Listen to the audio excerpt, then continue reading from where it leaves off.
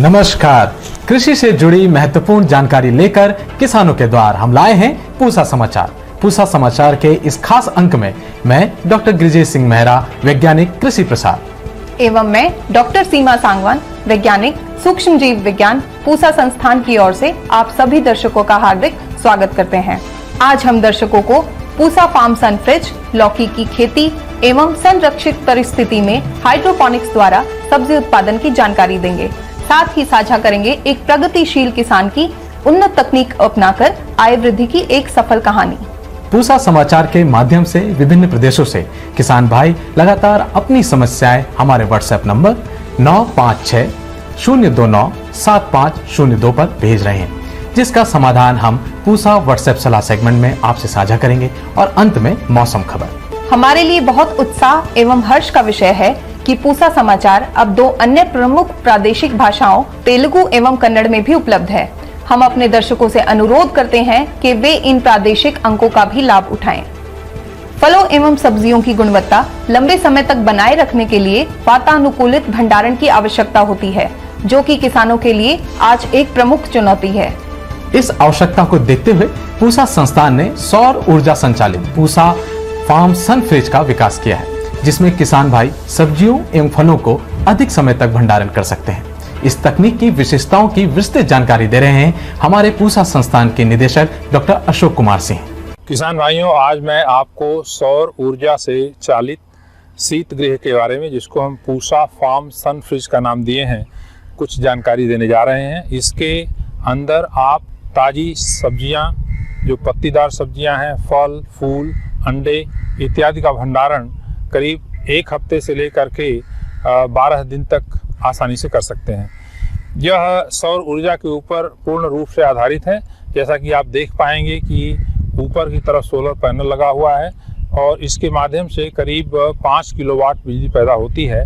और इस 5 किलोवाट बिजली से 25% बिजली जो है उसका उपयोग किया जाता है कमरे के अंदर। एक 1.5 टन का एसी लगा है उसको चलाने के लिए, और इसके अतिरिक्त जो 75% ऊर्जा होती है उसका प्रयोग हम करते हैं कमरे के अंदर रखे हुए ड्रम के अंदर पानी है करीब 200 लीटर, उसको ठंडा करने के लिए।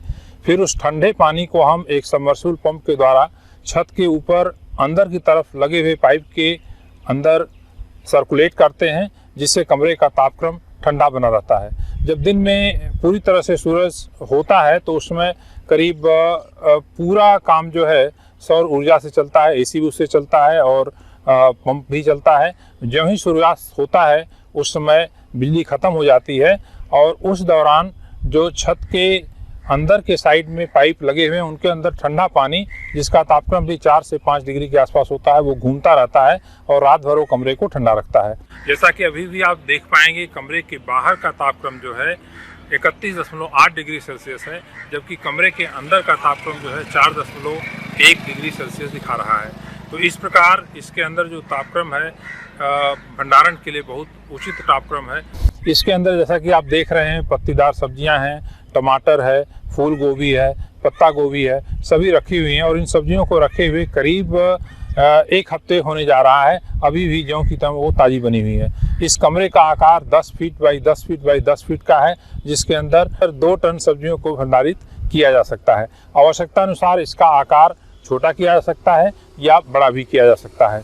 तो मुझे उम्मीद है कि यह जो पूसा सन फार्म फ्रिज विकसित किया गया है संस्थान के द्वारा, उसका आप लोग उपयोग करेंगे और इसका फ़ायदा उठाएंगे ऑन फार्म स्टोरेज के लिए।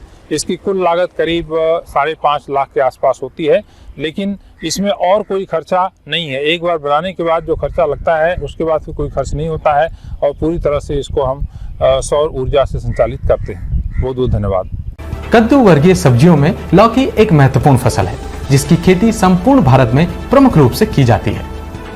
अच्छी उपज एवं अधिक आय हेतु लौकी उत्पादन में किसानों को किन समसामयिक क्रियाओं का ध्यान रखना चाहिए, इसकी विस्तृत जानकारी दे रहे हैं पूसा संस्थान के विशेषज्ञ डॉक्टर जे.के. रंजन। गर्मी की फसल की बुआई फरवरी माह के अंत में या मार्च के प्रथम सप्ताह में किया जाता है। गर्मी के मौसम में अगेती फसल लेने हेतु आप इसकी पौध पॉली हाउस में तैयार करके सीधी रोपाई कर सकते हैं। इसके लिए प्लास्टिक बैग या प्लग ट्रे में कोकोपीट, वर्मीकुलाइट तथा परलाइट को 3:1:1 के अनुपात में मिलाकर इसे प्लग ट्रे में भर के इसकी बिजाई करते हैं। इस तरह से दिसंबर माह में इसकी बिजाई करके फरवरी माह में रोपाई कर सकते हैं। बरसात की फसलों की बिजाई जून के अंत में अथवा जुलाई के प्रथम सप्ताह में कर सकते हैं। अच्छी उपज के लिए किसान भाई हमारे संस्थान द्वारा विकसित किस्में जैसे कि पूसा नवीन, पूसा संतुष्टि एवं पूसा संदेश तथा संकर किस्में पूसा हाइब्रिड 3 लगा सकते हैं। इस फसल की बिजाई या रोपाई खेत में नाली बनाकर करते हैं।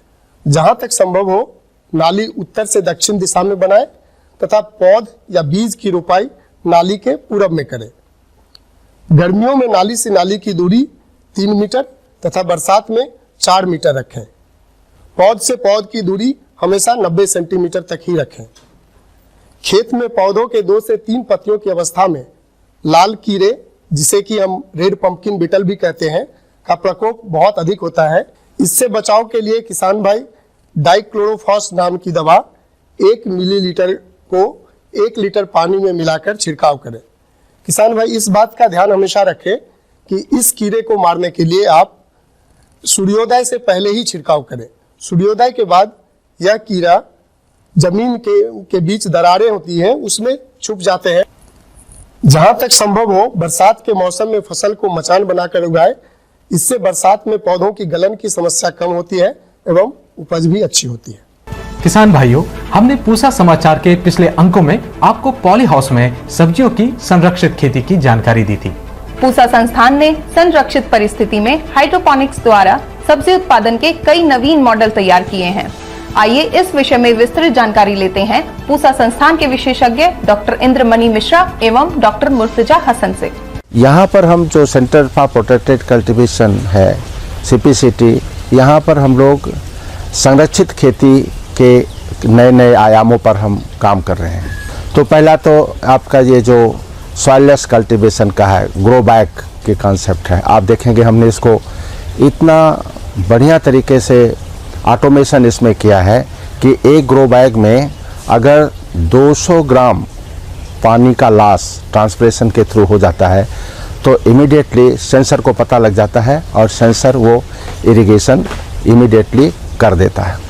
और अगर इरिगेशन मैच्योरिटी पर पहुंच गया है तो इमीडिएटली सेंसर बता देता है कि अब पानी की ज़रूरत नहीं है, इरिगेशन मत करिए। तो कितना पानी का फ़ायदा हो रहा है। बाहर में यही कैप्सिकम अगर आप ग्रो करते और जो यहाँ हम ग्रो कर रहे हैं उसमें 80% पानी की बचत हो रही है। यही नहीं, अगर आप ड्रिप के सहारे ही ये कैप्सिकम की खेती बाहर करते तो उसके कंपैरिजन में भी हमें 40% पानी की बचत हो रही है। तो हाइड्रोपोनिक्स तकनीक में जो मुख्य तकनीक हैं उसमें सबसे पहली तकनीक है ग्रो बैग तकनीक।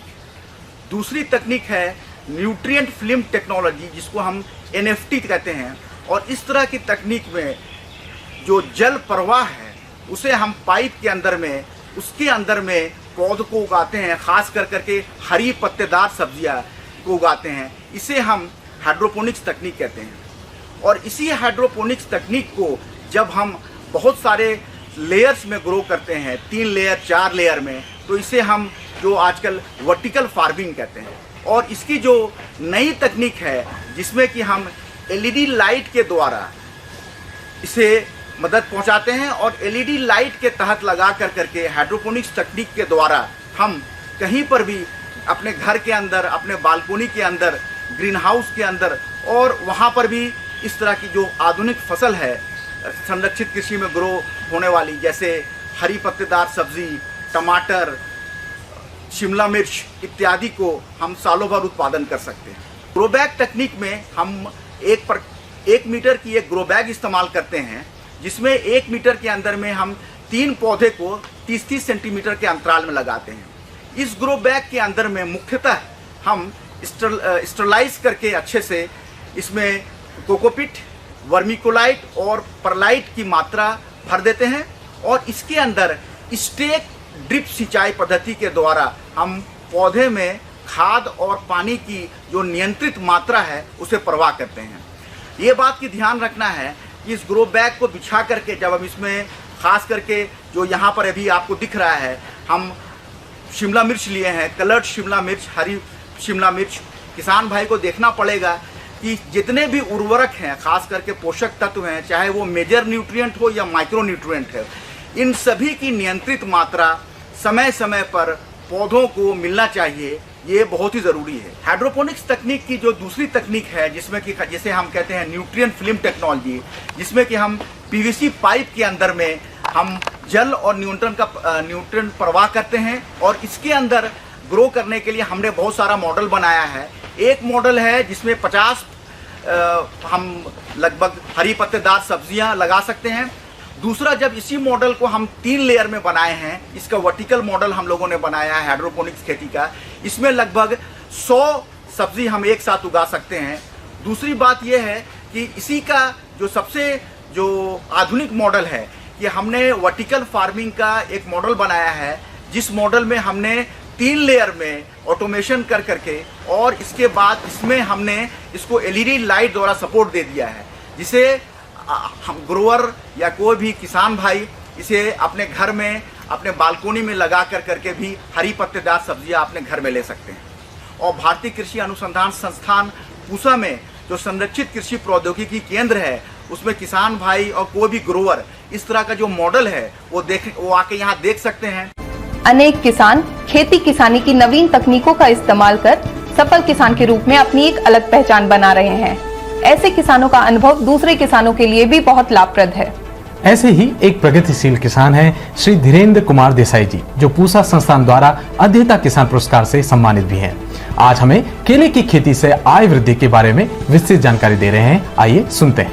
मेरा नाम धीरेन्द्र कुमार भानुभाई देसाई, गांव पानेथा, तालुको झगड़िया, जिल्लो भरूच, गुजरात राज्य। मेरा फोन नंबर है 9428687219। मैं केले की खेती लास्ट 28-29 साल से करता हूं। इस केले की खेती के साथ साथ मैंने 15 साल तक केला का मार्केटिंग, फील्ड मैनेजमेंट और अकाउंट का काम भी एक प्राइवेट और हमारा खेडूतों का एक ऑर्गेनाइजेशन है, फार्मर प्रोड्यूसर ऑर्गेनाइजेशन, उसमें भी काम किया है। केले की खेती में पहले हम केले की गांठ लगाते थे। 2003-04 में हम जब जलगांव में गए जैन इरिगेशन कंपनी में, वहां हमने केले का टिश्यू कल्चर और ड्रिप इरिगेशन का एक नया कॉन्सेप्ट और नई टेक्नोलॉजी देखी। उसने हमारे गांव में लाके हमने उसको एडप्ट किया। उस टेक्नोलॉजी एडप्ट होने के बाद 2007-08 में हमने प्राइवेट कंसल्टेंट रखा और उसने हमें प्लांट का प्लांट का पूरा एक मेथड समझाया। वो भी एक फिलिडमाइसी टेक्नोलॉजी हमारे यहाँ आई, वो टेक्नोलॉजी भी हमने उससे एडप्ट किया। और जब हम केले की गांठ लगाते तब पर एकड़ 14 से 15 टन केला होता था। वहां ये नई टेक्नोलॉजी एडप्ट करने से हमारा 35 से 40 टन पर हेक्टर केला का उत्पादन हुआ। पहले हमारा केला गांठ के हिसाब से क्वालिटी भी अच्छी नहीं होती थी और उसका जो हार्वेस्टिंग पीरियड भी 14 से 16 महीने तक होता था। जब हमने टिश्यू कल्चर टेक्नोलॉजी और ड्रिप इरिगेशन का जब एडॉप्शन किया, तब हमारी फसल केवल 10 महीना और 10 दिन में पूरी साल की खत्म हो, 10 महीना और 10 दिन में पूरी फसल हार्वेस्ट हो जाती है। उसका रिटर्न क्रॉप 17 महीने में 2 क्रॉप हमारा हार्वेस्ट हो जाता है और 26 महीने में 3 क्रॉप हमारा हार्वेस्ट हो जाता है। ये जो हमारी टेक्नोलॉजी है, पूरे इंडिया में कहीं भी इतने कम समय में ज्यादा उत्पादन कहीं नहीं ले सकते किसान। वो टेक्नोलॉजी हमने वहां इंप्लीमेंट किया। हमने टिश्यू कल्चर टेक्नोलॉजी के साथ साथ integrated bionutrient management, IBNM, green manual, composting, वो सबका ग्रीन मैन्युअल करके जमीन का जो कार्बन है वो भी मेंटेन किया। बायो कंपोस्टिंग का, वो शुगर का जो बायो कंपोस्ट खाता है उसका भी यूज करके हमने केमिकल फर्टिलाइजर के सामने उसको भी एक अच्छा हमारे को फ्रीक्वेंस मिला। और ये सब टेक्नोलॉजी का हमने जब एडॉप्ट किया, वो हिसाब से हमारा जो प्रोडक्शन पहले जो 14 महीने में जो 12 से 15 टन आता था, वो आज 10 महीने में 35 से 40 टन हो गया। और हम 26 महीने में 3 बार केला काटते हैं। और जो हमारी जो टेक्नोलॉजी है पूरे इंडिया में कहीं भी नहीं है। दूसरी बात, हमने 2013-14 में मिडिल ईस्ट के 5 देश में केला एक्सपोर्ट किया। मेरा केला का 90% मैंने गल्फ के 5 देशों में एक्सपोर्ट किया था और उस एक्सपोर्ट के हिसाब से मेरे को गौरी हाईटेक बनाना 2015 में एक एक्सपोर्ट का अवार्ड भी मिल चुका है। आज तक केले की एक फसल में मेरे को 10 नेशनल अवार्ड और 6 स्टेट लेवल के अवार्ड भी मिल चुका है। रिसेंटली 2018-19 का गुजरात का बेस्ट फार्मर का अवार्ड भी गुजरात गवर्नमेंट ने दिया है। ओवरऑल देखें तो हमारे को ICAR और IAR पूसा और KVK 400 ने भी बहुत सारा जो नया काम करने के लिए हमें प्रोत्साहित किया और उसके माध्यम से हमें अच्छी टेक्नोलॉजी भी मिली और अच्छा हमें को फायदा भी हुई। पूसा समाचार में अब समय है पूसा व्हाट्सएप सलाह सेगमेंट का, जिसमें हम खेती किसानी से जुड़ी सभी समस्याओं का समाधान बताएंगे। पोरबंदर गुजरात से राजेश जी ने लहसुन के पत्तों में पीलेपन एवं मुड़ने की समस्या बताई है।